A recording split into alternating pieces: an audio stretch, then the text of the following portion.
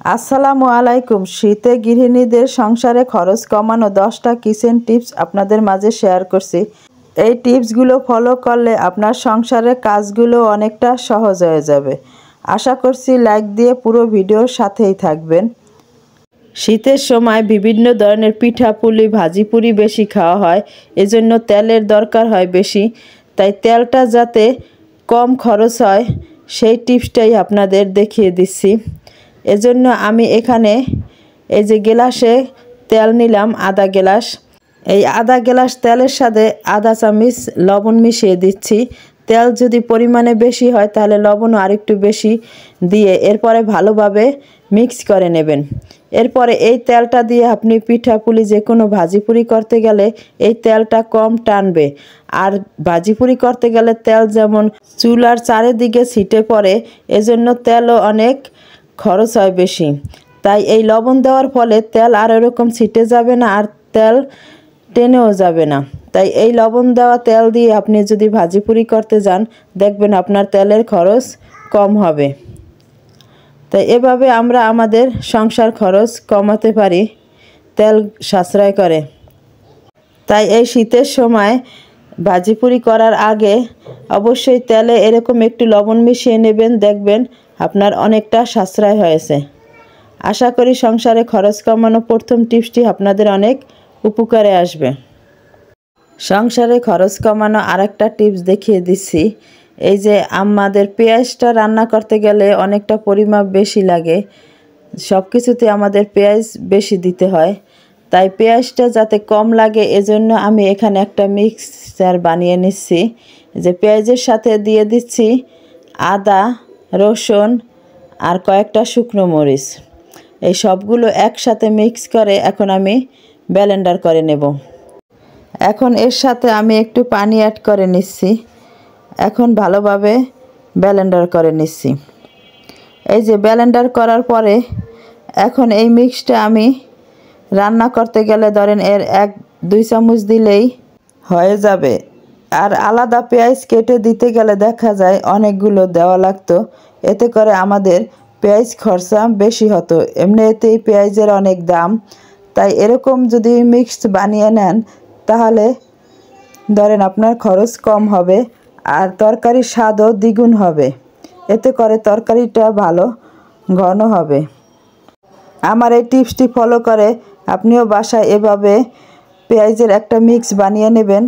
এভাবেই আমরা আমাদের সংসার খরচগুলো বাঁচাতে পারি। এখানে আমি কিছু কাপড় কেটে টুকরো করে নিচ্ছি। এই কাপড়গুলো আমার জামা কাপড় বানানোর পরে বাড়তি এই কাপড়গুলো রয়েছে, বেশি টুকরো কাপড়। তাই কাপড়গুলো আমি টুকরো টুকরো করে নিচ্ছি। এখন এই কাপড়ের টুকরো দিয়ে আমি কি করব, এই যে কাপড়ের টুকরোগুলো এভাবে রেডি করে এই যে একটা ছোট্ট ঝুড়ির মধ্যে এই যে কিচেনের এক সাইডে আমি রেখে দেই। এগুলো দিয়ে ধরেন এই যে যখন তখন ধরেন এই যে আমাদের মশলা জারগুলো এগুলো মোছা যায়, সুন্দর ভালো কিচেন তাওয়াল হিসাবে কাজ করা যায়। দেখা যায় কিচেন তাওয়াল টাকা দিয়ে কিনতে হয়, আবার ওই তাওয়ালগুলো একটু বড় মোটা থাকে, ধোয়াধুয়ি করারও একটু ঝামেলা হয়। আর এই ছোটো টুকরো কাপড় দিয়ে সুন্দর আপনি এগুলো সুন্দর ভালোভাবে দেখেন মুছে নেওয়া যায়। এতে করে আমার টাকাও সাশ্রয় হলো, কিচেন তাওয়ালগুলো আর কেনার দরকার হলো না। এই কাপড়গুলো তো আমরা এমনিই পরে থাকে ফেলে দেই। তাই কাপড়গুলো আমি এভাবে কাজে লাগিয়ে দিলাম। এখানে আমি একটা পেঁয়াজ টুকরো করে কেটে নিচ্ছি, মুখটা আমি একটু বড় করে কেটে নিচ্ছি আর কয়েকটা টুকরো করছি পেঁয়াজটা। এখন এই পেঁয়াজের টুকরোগুলো আমি কি করব তাই দেখতে থাকুন, দেখলেই বুঝতে পারবেন। এই যে সিঙ্ক আমরা যতই ধুয়ে পরিষ্কার করে রাখি না কেন এর উপর দিয়ে তেলাপোকা, পিঁপড়ে, টিকটিকি এগুলো চলাফেরা করবেই। দেখা যায় রাতেই বেশিরভাগ থাকে, আমরা ঘুমাতে যাওয়ার পরে দেখা যায় যে এই উপরে তেলাপোকা এসে পড়ে থাকে। তাই এরভাবে যদি আপনি পেঁয়াজ কেটে এভাবে দিয়ে রাখেন তাহলে দেখবেন আর এই সিঙ্কের উপর কোনো তেলাপোকা, টিকটিকি, পিঁপড়ে আসবে না। সিঙ্কটা অনেকটা ভালো থাকবে। না হলে দেখা যায় যে আমরা আবার সকালে ব্যবহার করি, শুধু একটু পানি দিয়ে ধুয়ে নেই, অনেক সময় ধোয়াও হয় না, এতে করে আমাদের স্বাস্থ্যের ক্ষতি হয়। তাই এই পেঁয়াজ দেওয়ার কারণে সিঙ্কটা আমাদের সম্পূর্ণ জীবাণুমুক্ত থাকবে। আশা করি এই টিপসটি আপনাদের অনেক উপকারে আসবে।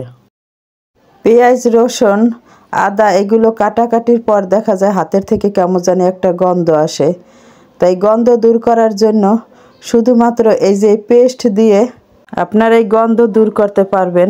তাই পেস্ট দিয়ে এভাবে মেখে একটু 2-1 মিনিটের মতো হাতে রেখে এরপরে ধুয়ে ফেললেই দেখবেন ওরকম আর গন্ধ আসবে না, সুন্দর হাত থেকে ভালো একটা স্মেল আসবে।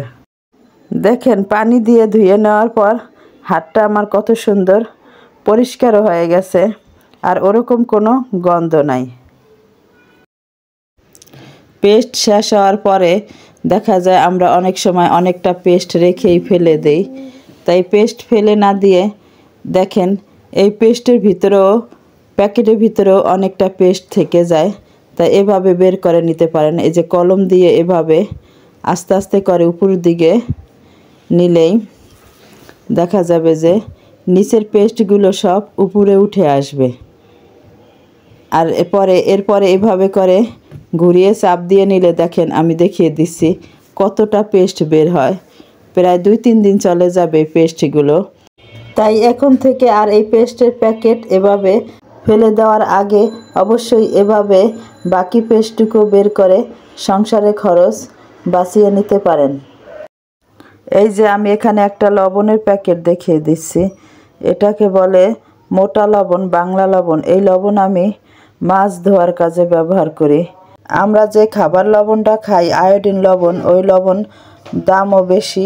তাই ওগুলো মাছে দিতে গেলে পরিমাণে বেশি দেওয়া লাগে মাছে, তাতে করে খরচ বেশি হয়। তার এই লবণটা দামেও কম। এই লবণটা আলাদা এনে রেখে দিলে মাছ ধোয়ার কাজে ব্যবহার করতে পারেন, এতে করে আপনার আয়োডিন লবণের খরচ কম হবে। তাই এভাবেও আমরা আমাদের সংসার খরচ বাঁচাতে পারি। গৃহিণীদের সংসার খরচ বাঁচানো 10টি কিচেন টিপস আপনাদের মাঝে শেয়ার করেছি। আশা করি টিপসগুলো আপনাদের অনেক উপকারে আসবে। আমার এই ভিডিওটি যদি আপনাদের ভালো লেগে থাকে তাহলে লাইক, সাবস্ক্রাইব করে আমার পাশে থাকার অনুরোধ রইল। আর যারা আমার বন্ধু হয়ে পাশে আছেন তাদেরকে অসংখ্য ধন্যবাদ। আর এতক্ষণ ধরে ধৈর্য সহকারে আমার এই ভিডিওটি দেখার জন্য আপনাদের অনেক অনেক ধন্যবাদ। সবার সুস্বাস্থ্য কামনা করে এখানেই শেষ করছি। আসসালামু আলাইকুম।